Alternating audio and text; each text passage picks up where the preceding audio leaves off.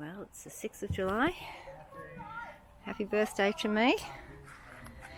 We're just packing up camp and getting ready to walk from here off to Simpsons Gap, which is a pretty nice thing to do on my birthday. Standley Chasm as well today, and an Indigenous talk. So I'm pretty excited. I didn't sleep real well. It was a bit cold last night. My sleeping bag didn't work too well for me. So hopefully I'll sleep really well tonight because they've got a spare I'm going to borrow. But it's sunny, it's beautiful now, and we're just getting packed up ready to go.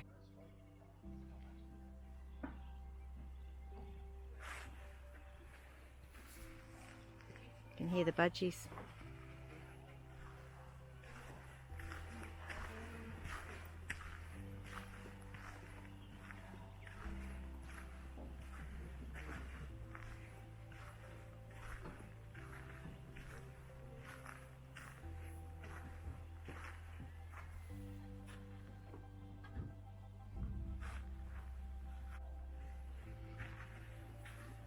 So peaceful.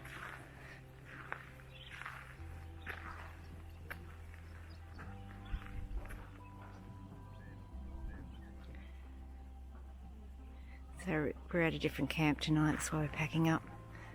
We've actually got to travel an hour and a half in the bus after our big walks today. About a 10-kilometre walk apparently, easy one after yesterday, 15 yesterday. And not so much climbing by the sound of it, which is good. So it should be a good day.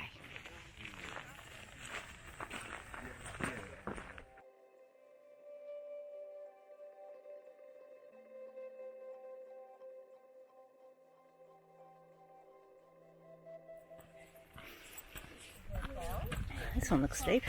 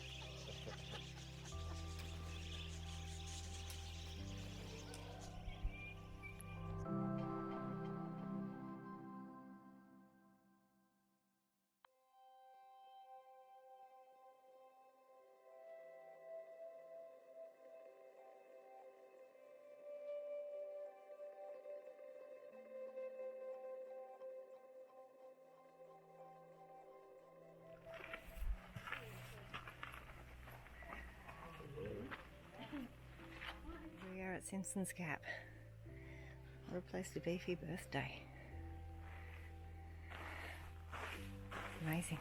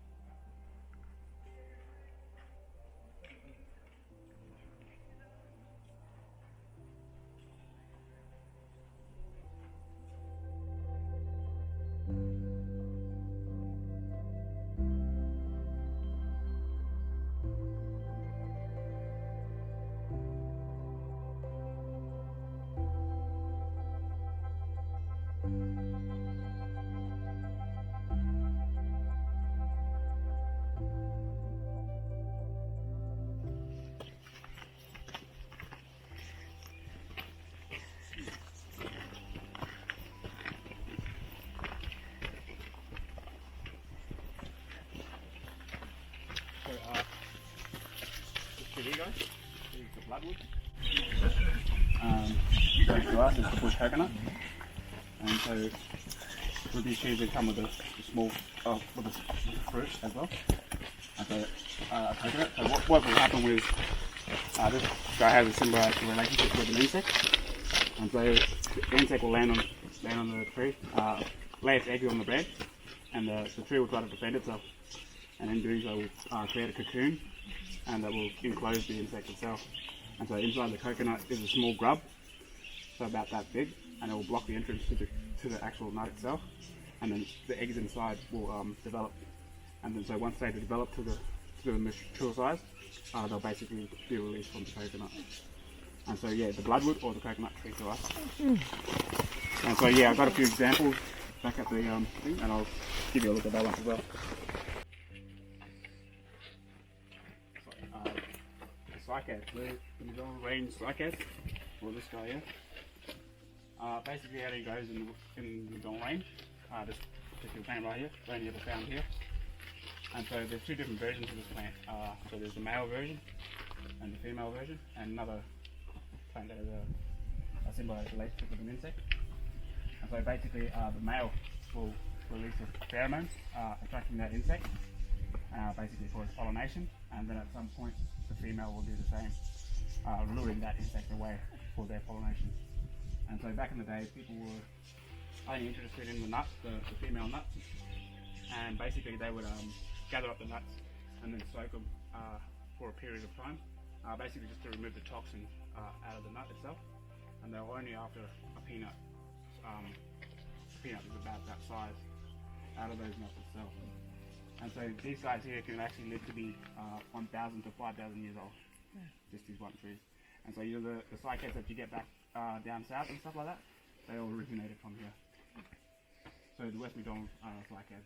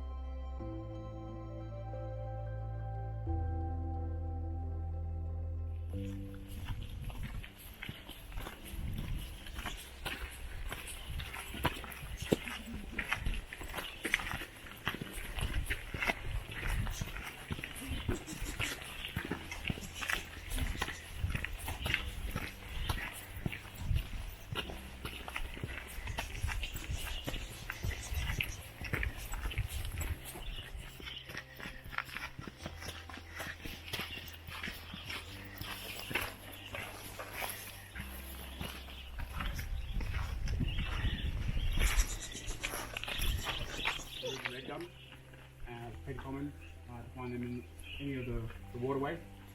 That's where they go. Basically, you can get the witchy grubs out of these guys as well.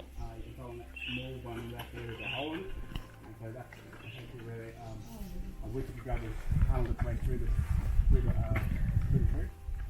And so with these ones, you also get an insect that will land on the leaf in a few weeks, and they'll cover themselves basically in a silk-like coating and lay their eggs on the leaves, and then we'll come along and basically take all of that off, and you can make it into a ball. You can eat it.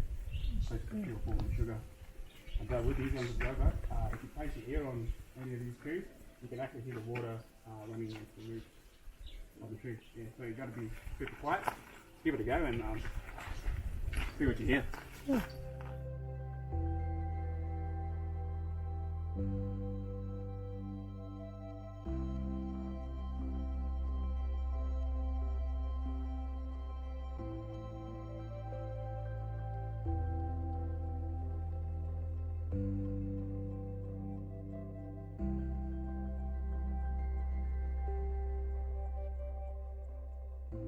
Two brothers have got into a conflict, essentially, and their conflict or fight created the gap itself.